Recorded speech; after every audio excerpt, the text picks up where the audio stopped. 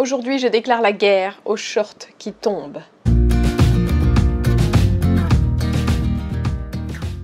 Alors oui, en fervente adepte de Montessori, je pourrais apprendre à mon enfant à faire un nœud de manière à ce qu'il noue son short à chaque fois qu'il sort des toilettes. Mais soyons honnêtes, si il a un short comme celui-ci et un short complètement élastiqué dans son placard, je peux être sûre que celui-ci ne sortira jamais du placard. Si vous regardez cette vidéo, c'est que vous avez peut-être le même problème que moi, c'est que ce short tombe sur les fesses de mon fils qui est gros comme un haricot, malgré l'élastique qu'on trouve à l'intérieur.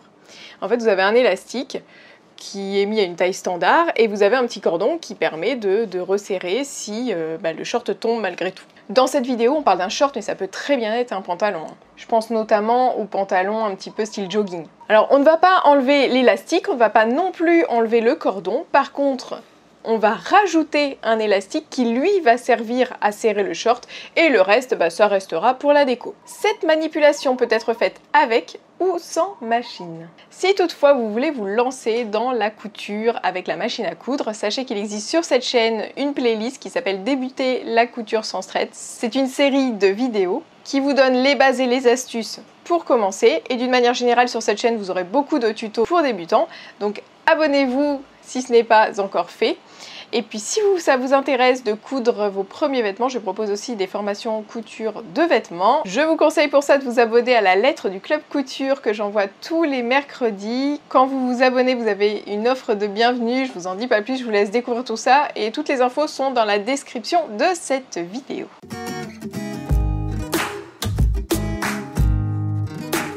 Pour ce projet, donc, vous n'aurez pas forcément besoin d'une machine à coudre, vous pouvez le faire à la main, mais vous aurez besoin forcément d'une aiguille, de fil, du fil de la couleur de votre short ou de votre pantalon.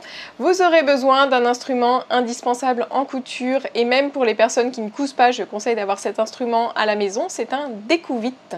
Donc le découpe-vite, il sert à découdre vite. J'ai fait une vidéo spécifique sur comment découdre vite d'ailleurs sur cette chaîne. Et vous la retrouverez en description de cette vidéo. C'est un instrument qui ne coûte pas cher, vous devez pouvoir le trouver dans un supermarché. Vous aurez besoin aussi d'un élastique de longueur à peu près égale au tour de taille de votre enfant. Pour la largeur de l'élastique, tout simplement, faut être pragmatique, il faut que ça rentre entre les deux coutures de la ceinture ici. Donc il ne faut pas qu'on soit juste entre ces deux coutures, il faut quand même avoir 1 ou 2 mm parce qu'il y a aussi l'épaisseur de l'élastique à compter, etc. Donc si vous voulez pas avoir quelque chose qui est trop serré à l'intérieur, prenez un élastique légèrement plus petit que la distance entre ces deux coutures.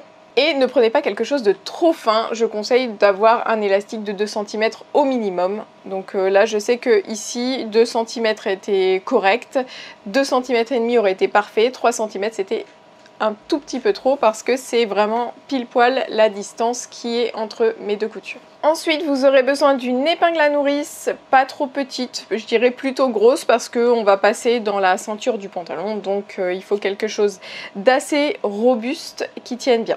Mais moi j'ai utilisé une taille moyenne comme celle-ci et c'était ok. Maintenant on va s'armer de notre découpe-vite et on y va.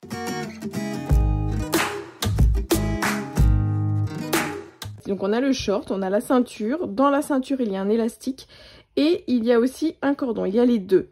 Le cordon, je le sens là sous ma main, il est là, il est proche de nous et il ressort par deux ouvertures qui sont des boutonnières en fait. Et on voit derrière, ici, une couture, je ne sais pas si vous la voyez, voilà. Ici on voit une couture.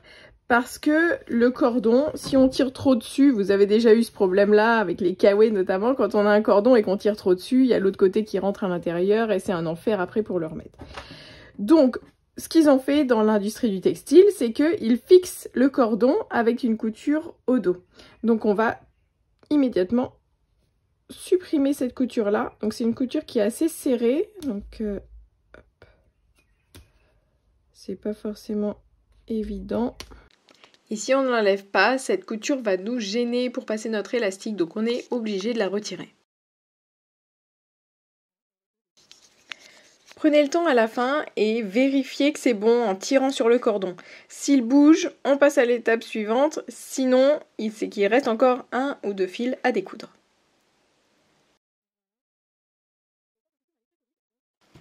Puis on va découdre la ceinture sur 3 ou 4 cm à l'intérieur et au dos du pantalon. C'est la couture du bas de la ceinture.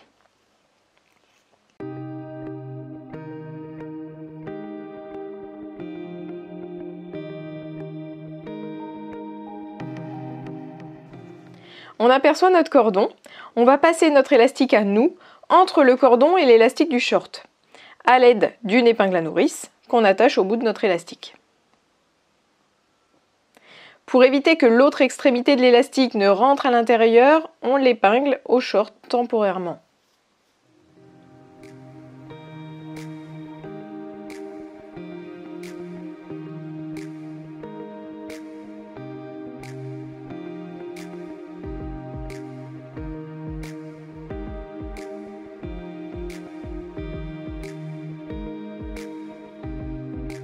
Une fois l'élastique passé, on attache les deux extrémités de l'élastique ensemble à l'aide d'une épingle à nourrice et on fait essayer le short à la personne pour ajuster le serrage de l'élastique. Si vous n'avez pas la personne sous la main, ne vous inquiétez pas, je vous ai dit de prendre le tour de taille en longueur d'élastique. Si vous superposez bien les extrémités sur 2 cm pour les coudre ensemble, vous avez normalement la bonne mesure. On assemble donc l'élastique en recouvrant sur 2 cm et habituellement je fais 2 coutures au point droit qui seront parallèles. Là je vais en faire une à la main et je ferai l'autre à la machine. Pour une couture à la main, vous allez faire d'abord un nœud.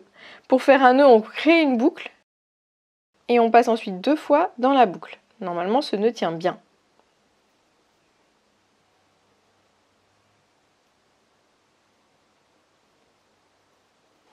Puis ici, je fais un point arrière. Ça veut dire que je pique mon aiguille 2 points plus loin et je reviens piquer un point en arrière. Puis je pique 2 points plus loin et je reviens un point en arrière.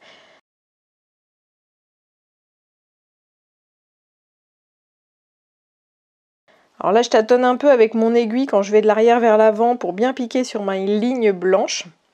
Et si ce point arrière n'est pas clair, je vous invite à regarder un petit peu plus loin dans la vidéo. Je fais le même point quand je referme la ceinture, mais vous verrez mieux.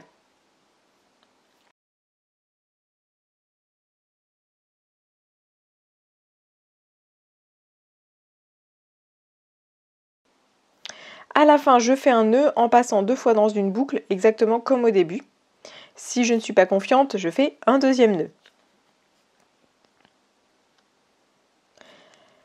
La deuxième couture parallèle, je la fais à la machine pour vous montrer. On tient les fils au démarrage et on fait un point d'arrêt au début et un à la fin de la couture. Si vous ne savez pas ce qu'est un point d'arrêt, j'ai une vidéo dessus, je vous mets la référence en description de cette vidéo. Puis on referme l'ouverture de la ceinture avec le même point à la main, si vous faites à la main, avec une couture point droit à la machine. Alors je vais doucement ici pour que vous voyez bien comment se fait ce point arrière si vous ne l'avez pas bien vu quand je le faisais sur l'élastique.